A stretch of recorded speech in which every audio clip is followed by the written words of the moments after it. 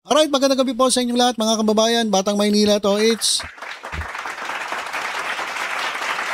Bago natin pag-usapan itong report ng COA. Ito raw si Vice President Sara Duterte ay bumili ng 19 na motorsiklo. At ang halaga po ay 26.372 million. Aba, anong klaseng motor ito?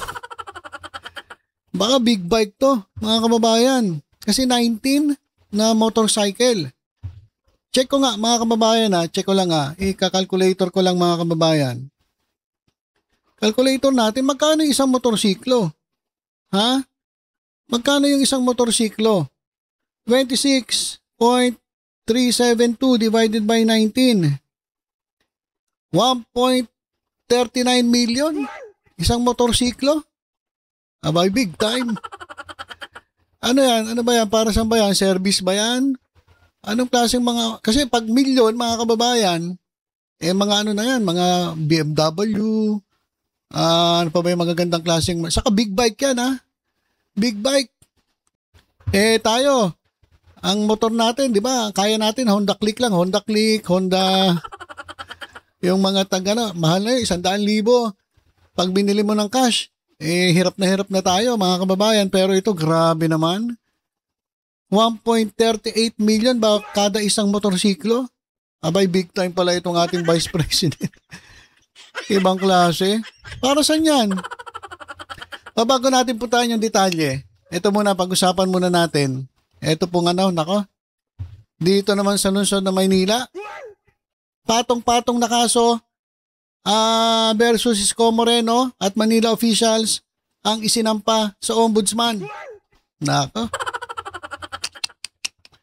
Sino ang nagain ng patong-patong na reklamo? Si Dr. Leilani Lacuna. Kapatid po ni dating Manila Mayor Hani Lacuna. Bakit po? Ano po yung pinakadetalye ng ng kasong ito? Ito po. Manila Liga officials lumaban. Binisto ang power grab ni Domagoso. Nako, eto na naman tayo. Mag-react na naman ang mga Iskonians na ito. Kasi tayo mga kababayan, sumusuporta tayo kay Yorme, sumusuporta tayo kay Presidente Bongbong Marcos, sa administration, sa mga nanalo. Pero kapag may ganito pong mga isinampang kaso laban sa kanila, dapat nating ito ibigyan ng pansin. Hindi po kasi tayo panatiko. Kasi ang panatiko mga kababayan, kahit mali na yung ginagawa, palakpakan pa rin Ganun yung mga panatiko lalo na yung mga DDS. Diba yung mga DDS, kahit mali na yung ginagawa, palakpakan sila, tuwan-tuwa sila. Dito po sa Batang Maynila to, hindi po tayo panatiko. Hindi naman po natin sinasabi na guilty si Yorme Isko Moreno. Kaya lang dapat sagutin niya itong mga ibinibintang sa kanya. Ano po ba nangyari? Dumulog sa Manila Regional Trial Court sina Konsehal Dr. Leilani Marie Ley Lacuna at ang 5 pang barangay kapitan sa Maynila para ipawalang bisa ang iligal, garapalan at planadong pangaagaw ng kapangyarihan na isinakatuparan ng kampo ni Mayor Francisco Isko Moreno Domagoso. Nako. So meron daw nangyaring garapalan, iligal at planadong pangaagaw sa kapangyarihan. Ito, basahin natin yung sinabi ni Dr. Ley Lacuna sa kanyang Facebook page. Sabi dito sa kanilang 86 pahinang petisyon, inilarawan ng incumbent legal officers ang planado, sistematiko at politically motivated na pagpapatalsik sa kanila kung saan kinakasangkapan ang City Council, ang Barangay Bureau at ang opisina ng Vice Mayor para isulong ang maitim na agenda ng alkalde. Ayan mga kababayan. Highlight ko nga para masundan nyo ako sa binabasa ko. Ayon sa petisyon, matapos manalo noong May 2025 elections, inoperate na ni Mayor Domagoso na mabuwag ang liderato ng Liga ng mga Barangay sa Maynila dahil kapatid ni Leila Lacuna ang pinakamahigpit na kalaban nito noong 2025 mayoralty race. Mismong si Vice Mayor Chi Atienza ang inutusan ni Dumagoso para i-pressure si Lacuna na mag-resign na lang sa pwesto. Nako, meron palang ganun ha. Dapat ito sagutin ni Vice Mayor Chi Atienza kasi sabi ni Dr. Leila Lacuna nilapitan daw siya ni Vice Mayor Atienza sa utos ni Yorme para i-pressure etong si Leila Lacuna na mag-resign na lang sa pwesto. Kasi mga kababayan, ano ba yung League of Barangays? Para maliwanag para alam natin yung pinag-uusapan. Ito po, yung League of Barangays. Ano ba ang League of Barangay of Manila? Sa Tagalog po, Liga ng mga Barangay, Manila Chapter. Ito po ay samahan ng lahat ng barangay sa lungsod ng Maynila. Bahagi ito ng pambansang liga ng mga barangay sa Pilipinas, isang organisasyong kinikilala ng batas sa ilalim ng Local Government Code of 1991. Ang League of Barangay of Manila ay nilikha upang ano ba yung mga layunin? Ika-isa ang lahat ng kapitan ng barangay sa Maynila. Pangalawa, talakayin at resolbahin ang mga isyong may kinalaman sa barangay. Pangatlo, magbigay ng koordinasyon sa pagitan ng mga barangay at ng pamahalaang lungsod. Pangapat, magsulong ng mga programang pangkaunlaran, kapayapaan, kalinisan at serbisyong pampubliko. Panglima, tama ba ako? Panlima, maging boses ng mga barangay sa lokal at pambansang pamahalaan. Okay, so yun po yung layunin ng Liga ng Barangay dyan po sa Maynila. Sino ba ang mga kasapi? Siyempre, yung kanilang kapitan. So yung mga kasapi dyan, kapitan ng bawat barangay sa Maynila, automatic member po sila. Sila rin ang bumoboto para sa mga opisyal ng Liga. Ayan mga kababayan. Ano ba ginagawa nito? Netong League of Barangays. Gumagawa ng mga polisiya o rekomendasyon para sa kapakanan ng mga barangay. Nagsasagawa ng seminars, training at proyekto para sa barangay governance. Nagkipag-ugnayan sa City Hall ng Maynila lalo na sa mga issue tulad ng kalinisan at waste management, peace and order, health programs, disaster response. So ayun mga kababayan, yung basic na info tungkol sa League of Barangays. Ngayon, noong 2024 po, ang nahalal bilang Pangulo ng Liga ng Barangay sa Maynila, Barangay Manila, ay ito pong si Leilani Marie Lacuna. Okay.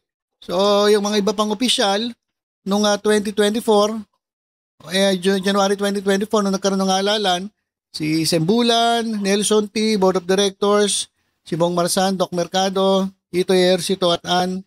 Ayan. So, yan po yung sila po yung mga nahalal bilang mga miyembro at mga opisyal ng League of Barangays. Kaso ang nangyari, nagkaroon po ng parang palitan. Ito, mga kababayan, ayon po kay kay Dr. Leila Lacuna, sa isang meeting, teka, yan, para makita ninyo. Sa isang meeting sa Office of the Vice Mayor, direktang sinabi ni Atienza kay Lacuna. So, nagkaharap. Pag sinabing direkta, ibig sabihin makaharap sila. Sinabihan daw, ni Chi Atienza, etong si Lacuna, na gusto siyang tanggalin ng mayor. Grabe Grabe yun Ito, base po ito sa sa Facebook page ni Dr. Leila Lacuna. Hindi pa natin alam kung anong statement ni Yorme Isko Moreno na dapat din nating malaman. Hindi naman pwedeng isang side lang yung maririnig natin. Dapat marinig din natin yung side ni Yorme at ni Chi Atienza. Pero grabe to talagang talagang sapilitan na sinabihan ni Atienza si Lacuna na gusto siyang tanggalin ng mayor. Masabi ni Atienza kay Lacuna, masyadong makapangyarihan si Dumagoso. Kaya mas mabuti raw na sumuko na lang at mag-resign. At sabi naman ni Leila Lacuna, hindi ako pwedeng piliting mag-resign dahil lang sa dikta ng corrupt na mayor. Grabe talagang hanggang ngayon mga kababayan na mainit pa rin ang Lacuna saka Dumagoso. Tapos na po yung eleksyon. Grabe. Kumbaga, parang eleksyon pa rin, mga kababayan. Kasi, alam ko, si Mayora, tumahimik na rin eh. Nababasa ko yung mga post niya at talagang yung mga prayers niya sa kanyang Facebook account. At si Orme, hindi na rin naman na binabanggit yung tungkol kay Mayor Hanny Lacuna doon sa naging labanan nila. Pero meron palang ganito, mga kababayan. Sa likod ng nangyayari, meron palang mga ganitong klaseng mga sinasabi nilang power tripping. Kasi sabi dito, sabi raw ni makapangyarihan si Dumagoso. Sabi umano ni Atienza kay Lacuna. At mag-resign ka na, ma'am. Sumuko ka na at mag-resign ka na. Sabi naman ni Leila Lacuna, hindi ako pwedeng piliting mag-resign dahil lang sa dikta ng korap na mayor na nag-aastang hari sa Maynila. Ang batas at ang taong bayan ang nagbibigay ng mandato sa akin, hindi si Isko. Galit na si Leila Lacuna. Na Pangulo ng Liga na binubuo ng 897 na barangay sa pambansang kabisera ng bansa. Ito pa. Dawit din sa reklamo si Manila Barangay Bureau Director Joel Par. Nakamilos bilang kinatawan ng alkalde. Siya ang nag-organisa ng mga pagpupulong ng walang paalam sa mga lihitimong opisyal ng Liga. Nagpasimuno ng text brigades at nagasik ng pananakot, nagigipiti ng barangay kung hindi sila susunod. Ay, grabe naman ito. Grabe talaga pag pag politika, no? Pero mo, gigipitin mo yung barangay kung kung hindi bibigay dun sa gusto ng liderato. Base dito yan, mga kababayan, sa sinabi ni Leila Lacuna. Etong Joel Par, siya po yung kinatawan ni Yorme at sila nga daw yung nagpulong. Tapos walang paalam sa mga opisyal, sa mga legitimate na opisyal ng Liga. Tapos may nangyaring pananakot at gipitan. O dagdag pa ng mga petitioners. Malinaw ang direktang partisipasyon ni Dumagoso dahil siya mismo ang nag-administer ng oath of office sa mga nanalong kandidato sa Peking special elections noong November 10. Makikita ito sa live video, official photos at sa social media post ng Manila PIO na bumati sa bagong grupo o bagong upong grupo. Para sa kanila, ito ay malinaw na ebidensya ng direct participation ng alkalde sa illegal na takeover. So, para kina Leila Lacuna, ito po ay illegal na takeover. Kumbaga, nagpa-eleksyon sila ng walang kaalam-alam itong mga lehitimong mga miyembro o lehitimong mga opisyal. O kinabukasan daw ng November 11, agad kinilala ng City Council ang resulta ng special elections kahit walang due process. Walang notice, walang pahintulot ng National Legal Leadership at malinaw na paglabag sa konstitusyon and bylaws ng Liga. Sundin nila ang tamang prosesong itinadhana ng batas. Hindi nila pwedeng palitan ng mga lehitimong opisyal sa pamamagitan ng pananakot at pekeng eleksyon. Kung papayagan natin ang mga ganitong klaseng maniobra, mawawalan ng saysay ang halalan sa barangay. Ayan, mga kababayan. So ano ba yung mga hiniling ng nagpetisyon, yung grupo ni Leila Lacuna? Guys, hindi po Mayor Hanny Lacuna.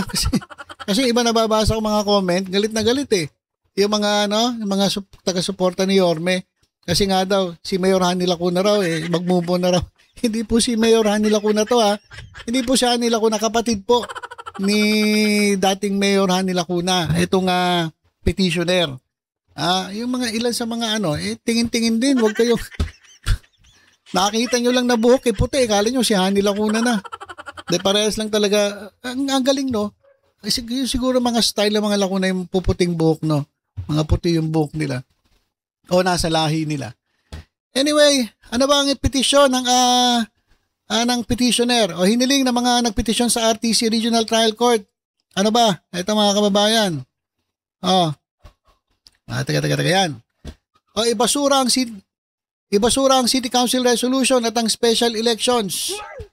Ipagbawal ang bagong luklok na grupo sa pag-aktong opisyal ng Liga. Pangatlo, kilalanin sina Lacuna at ang kanyang grupo bilang lehitimong mga opisyal. Pang-apat, ibalik si Lacuna bilang ex-officio councilor na may lahat ng benepisyo. Ibig sabihin po ng ex-officio councilor, mga kababayan, bagamat siya ay barangay kapitan sa sa isang lugar, automatic po siya po ay kinikilala ring councilor. Kasama po siya dun sa city council. Ayun po ang benepisyo ng pagiging presidente po ng Liga ng Barangays. Panglima, pigilan ang namang susunod na illegal na halalan na hindi aprobado ng National Legal Leadership. Okay.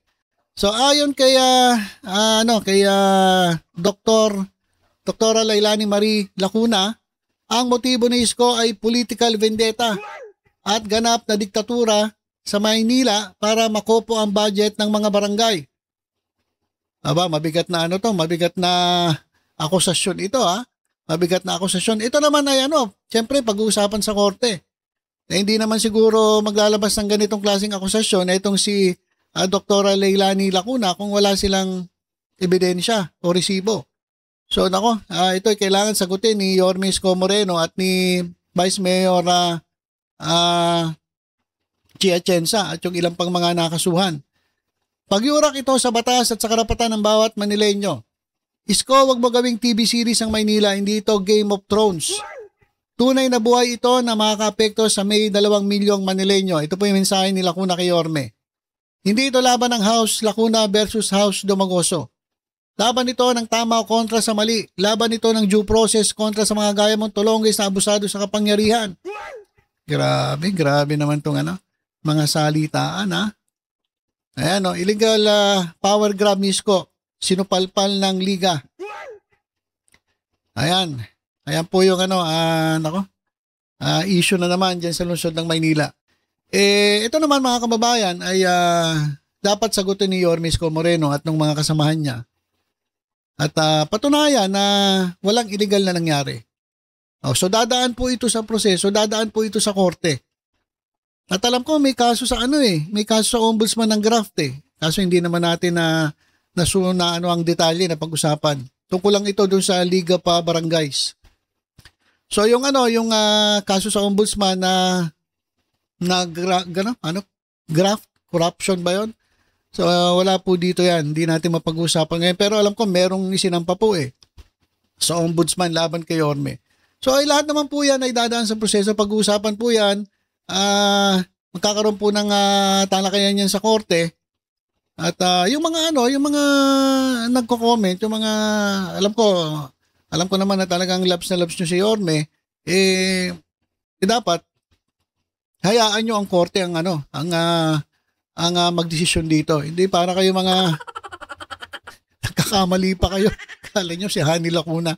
Hindi po si Hani Lacuna, puti lang din po ang buhok niya, pero si Lei Lacuna po yan. So, ayan po mga kababayan ng nakapanibagong issue na kinaharap ni Yorme Isko Moreno. At kung hindi naman talaga guilty si Yorme, edi okay lang. Diba? Yan naman ay pag-uusapan sa korte. Pero kapag naging napatunayan na guilty, yun lang. Kailangan na ipawalang bisa yung mga ginawa nilang eleksyon na ayon kay Lei Lacuna, hindi po sila na-inform. Illegal po yung nangyaring eleksyon. Parang Game of Thrones. Hindi ito TV series na Game of Thrones. Tunay na buhay ito na makakapekto sa sa may 2 milyong Manileño. At hindi raw to Lacuna versus Domagoso. Malaban ito ng due process kontra sa mga gaya mong tulongges na abusado sa kapangyarihan. Grabe naman niya. Marami na naman magagalit sa akin ng mga Iskonya nito. Sabihin nila, ba't binabanata mo si Isko? Mga sir, mga ma'am, hindi ko po binabanatan si Isko. Ito po, binabasa lang natin yung bintang sa kanya. At syempre, bilang due process, dapat sagutin niya ito sa tamang forum sa korte. Diba? Hindi naman, alangan namang sabihin natin na, wala, hindi totoo yan. Hindi po ganun. Dapat hindi po tayo ganun. Patunayan, sagutin sa korte, at kapag walang sala, di ayos. Diba? Hindi yung, sabihin nyo agad, wala yan, sinisiraan lang si Yorme. Ayaw natin ng ganun. Diba? Gusto natin, maayos na ang takbo yan sa lungsod ng Maynila. Gusto natin, matiwasay, mapayapa itong lungsod ng Maynila.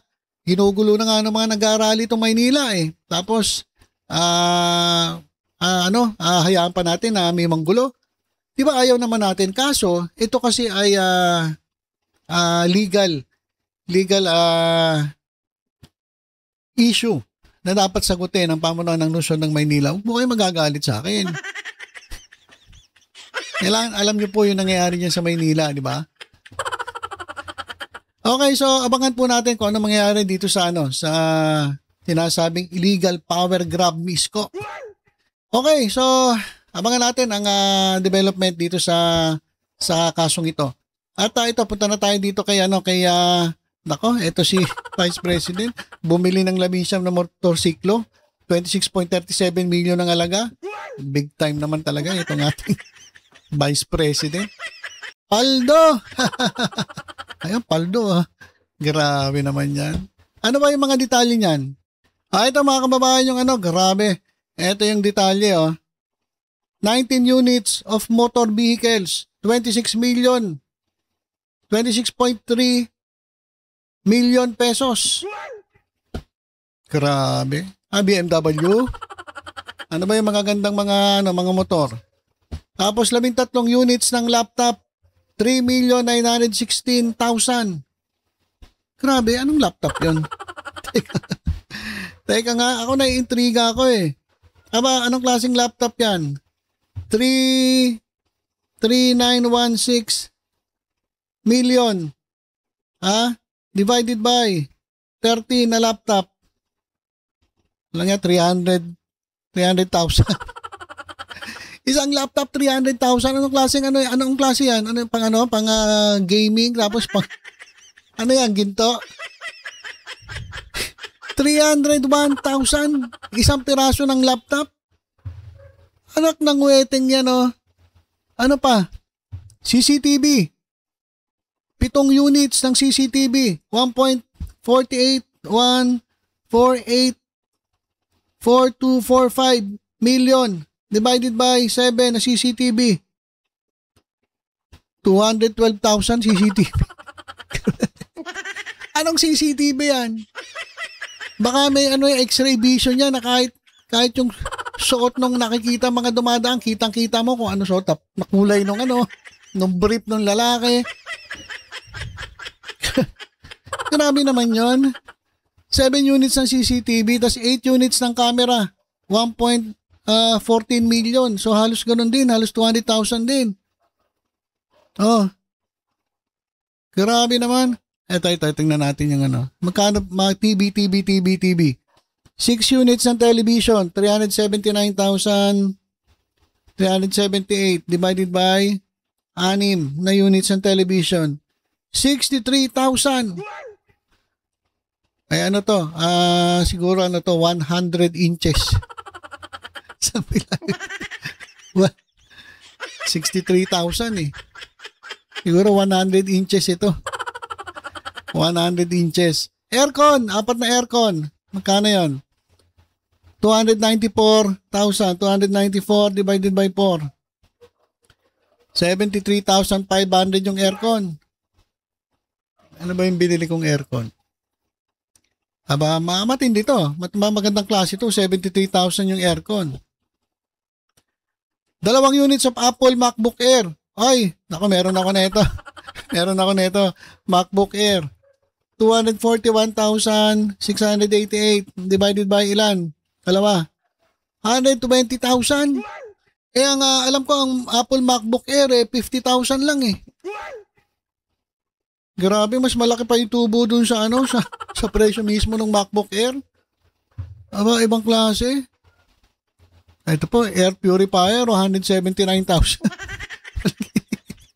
Grabe naman yung air purifier na yan. 179,800. Conference table, 69. Ay, okay lang yan. Baka naman Nara talaga at talagang mamahalin yung lamesa. Meron ganyan, may nakita akong ganyan. Bumili pa raw ng bus para daw sa libreng sakay. Libreng sakay papunta sa rally. Libreng sakay program para po umattend sa DDS rally. And 12 million. So lumalabas 6 million kada isa. Tapos 10 units sa multipurpose vehicle. 1,000,000 isa. Kasi 10 million eh. Isang 10-wheeler wing van, 5 million. Passenger van, 2 million. 7-sense CCTV system, 1.3. Grabe. Grabe ito, mga kababayan, ha. Itong MacBook Air, 57,000 lang ata yan. Meron ako niyan eh. Grabe naman.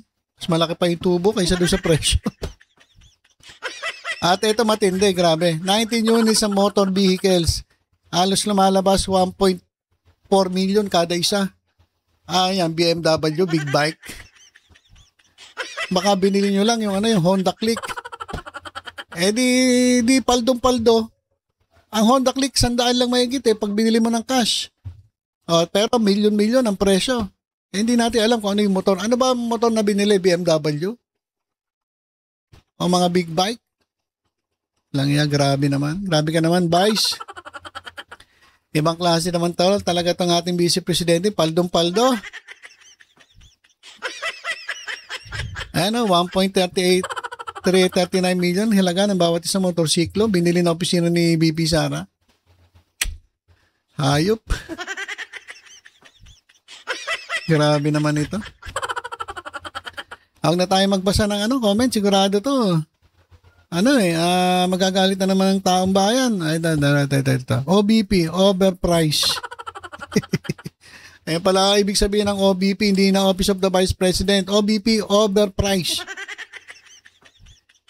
Ito yung mga sinasabi nilang anong klase mga motor yan? Harley Davidson, Ducati ba yan? Harley, BMW? O baka e-bike made in China? 180,000 na purifier ang futa. Napapamura na itong ating mga kababayan. Mapapamura ka talaga eh. Lustay, certified talaga. Wow, grabe ang mga price. So, nako. Ayan mga kababayan. Meron pa nagsabi rito. Ano to? Ito, ride safe po. Ayop na presyo ng motor yan. So, ayan mga kababayan. Grabe ka naman, BP. Ano na naman yung mga pinaggagawa ninyo sa kaban ng bayan? Maawa naman po kayo sa mga Pilipino. Tapos kayo mga DDS, ito ba gusto nyo maging presidente? So, yun lang po muna mga kababayan ng ating update. Abangan natin ang kahinatnan na itong patong-patong na kaso na isinampa laban kay Isko Moreno ni Leila Cuna. At eto, grabe ka naman Vice President. Sobrang overprice naman. OBP, overprice. Ano ba yan? Okay, so ilan po muna mga kababayan. Tutok-tutok lang po dito sa Batang Maynila Toys. Sa iba pang updates, ingat po tayong lahat. God bless po.